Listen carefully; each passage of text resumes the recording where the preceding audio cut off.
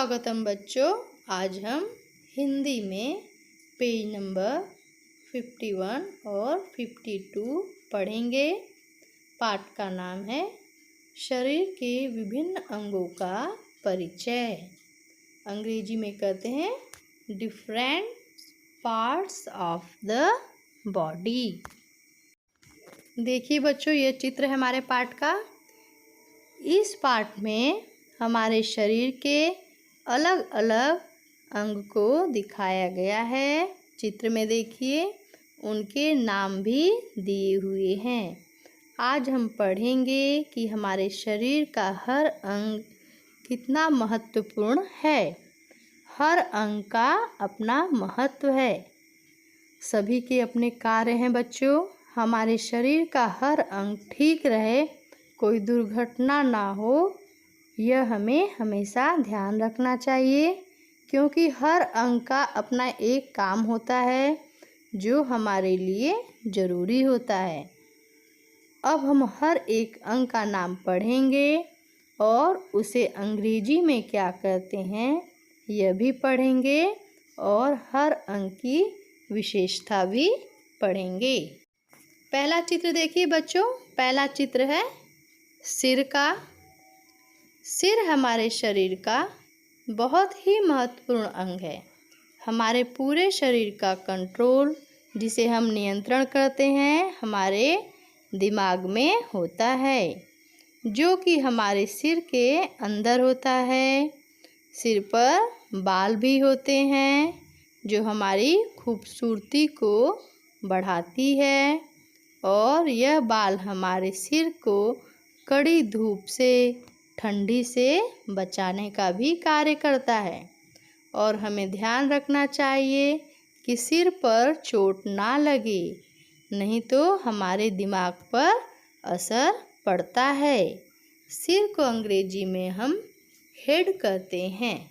यह चित्र देखिए बच्चों, यह है आँख का। यह हमारे शरीर का बहुत ही महत्वपूर्ण अंग है, जिसके बिना हम कल्पना भी नहीं करना चाहते हैं। यदि आँख है तो ही हम आसपास का परिसर और उसकी सुंदरता को देख सकते हैं। आँख ना हो तो हम एक कदम भी बिना सोचे नहीं रख सकते हैं। आँख हमारी जीवन की ज्योति है और हम आँखों से ही अधिक देखकर सीखते हैं। बिना देखे सीखना मुश्किल होता है। आँख को अंग्रेजी में बच्चों आइस कहते हैं। यह है नाक। नाक के द्वारा ही हम श्वसन का कार्य करते हैं, सांस लेते हैं। नाक से हम अच्छी खुशबू और बदबू दोनों हमें उनका पता चलता है। नाक हमारी ज्ञानेंद्रियों में एक है। और बच्चों, नाक में हमें कुछ भी नुकीला वस्तु नहीं डालना चाहिए, नहीं तो हमें परेशानी हो सकती है। नाक को अंग्रेजी में नोज कहते हैं। यह देखिए, यह है कान। कान का उपयोग हम सुनने के लिए करते हैं। कान में कुछ भी नुकीला वस्तु नहीं डालना चाहिए। हम बहरे हो सकते हैं और हमें सुनाई नहीं देगी। कान हमारा बहुत ही संवेदनशील अंग है। कान से ही हमें अलग अलग आवाज़ की समझ में आती है कि यह आवाज़ पक्षी की है या जानवर की है या किसी लड़के की है या किसी लड़की की है। अलग अलग ध्वनियों का पता हमें कान के द्वारा ही चलता है बच्चों। कान को अंग्रेजी में ईयर कहते हैं। यह देखिए, यह है मुंह। मुंह के अंदर देखिए दांत होता है, जीभ होता है। मुंह से ही हम खाना खाते हैं, मुंह से बातें भी करते हैं। कभी कभी हमें जुकाम या सर्दी होता है, तब हम मुंह से ही श्वास लेते हैं। हम मुंह से खाना जब खाते हैं तब वह नलिका से होते हुए हमारे पेट में जाती है। मुंह से ही हम हंसते हैं और बोलते हैं, और मुंह को अंग्रेजी में माउथ कहते हैं।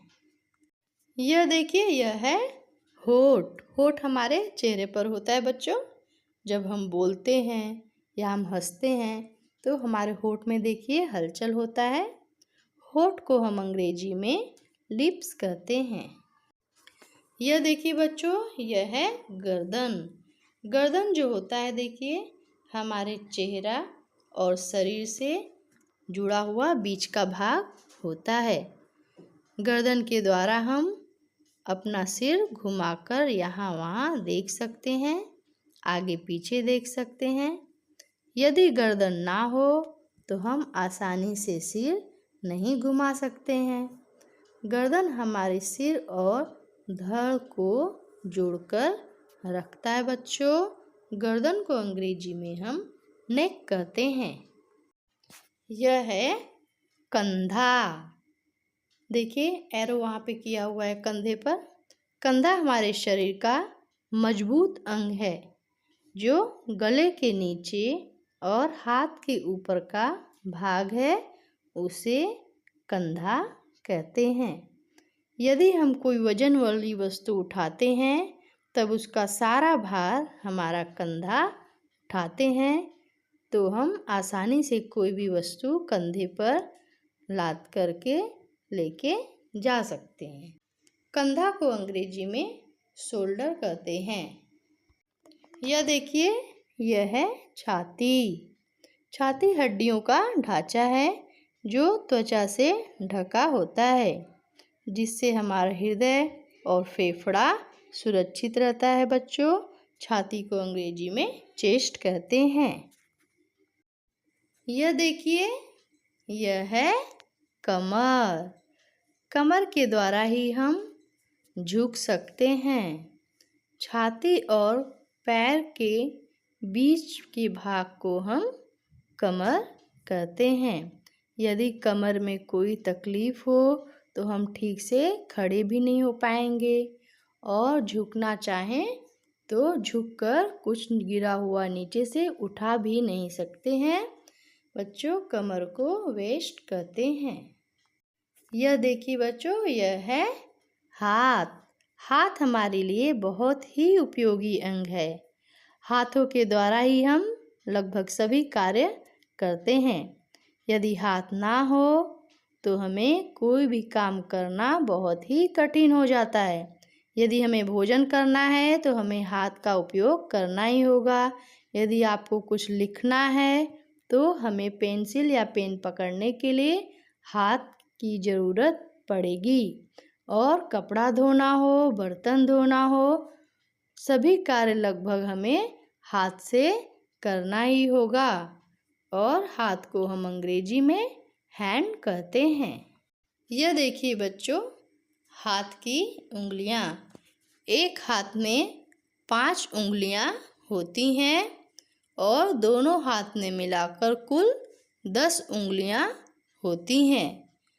उंगलियों को अंग्रेजी में फिंगर कहते हैं। हाथ की उंगलियां हैंड फिंगर्स।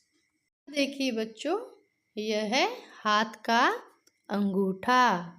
यह हमारी छोटी और मोटी जो उंगली है वह देखिए अंगूठा है।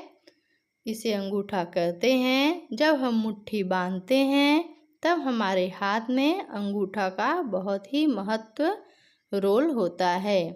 पेंसिल पेन पकड़ना हो, लिखते समय भी हमें अंगूठा की ज़रूरत पड़ती है। पेन पेंसिल पकड़ने में इसकी सहायता हमें लेनी ही पड़ती है। और अंगूठा को हम अंग्रेजी में थंब कहते हैं। यह देखिए बच्चों, यह है पैर। पैर के द्वारा हम चलते हैं। एक जगह से दूसरी जगह यदि जाना हो तो हमारा पैर ठीक ठाक है तो हम अच्छी तरह आसानी से जा सकते हैं। पैर के द्वारा ही हम दौड़ते हैं। पैर हमारे लिए हमारे शरीर का बहुत ही ज़रूरी अंग है, इसलिए हमें यह ठीक ठाक से रखना चाहिए कि हमारे साथ कोई दुर्घटना ना हो। बच्चों, ध्यान देना चाहिए हमें अपने शरीर का। और पैर को अंग्रेजी में लेग कहते हैं। यह देखिए बच्चों, यह है घुटना। घुटना जो होता है हमारे पैर में बीच का हिस्सा, देखिए यहाँ पे रेड कलर का एरो दिखाया गया है, यह है घुटना। घुटना हमारा अगर ठीक ना हो तो हम आसानी से नीचे बैठ नहीं सकते हैं, इसलिए हमारा घुटना सही ढंग से होना चाहिए, काम करते रहना चाहिए, कहीं चोट ना लगे, ये सब हमें ध्यान रखना चाहिए। घुटने के कारण ही हम चल फिर सकते हैं, हमारे पैरों की हलचल होती है। यदि घुटना में कोई तकलीफ़ है तो हलचल करने में हमें बहुत ही परेशानी होती है।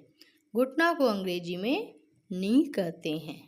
यह देखिए बच्चों, यह जो लाल कलर का एरो दिखाया है, यह है हमारा एड़ी का भाग, जिसे हम पैर की एड़ी कहते हैं।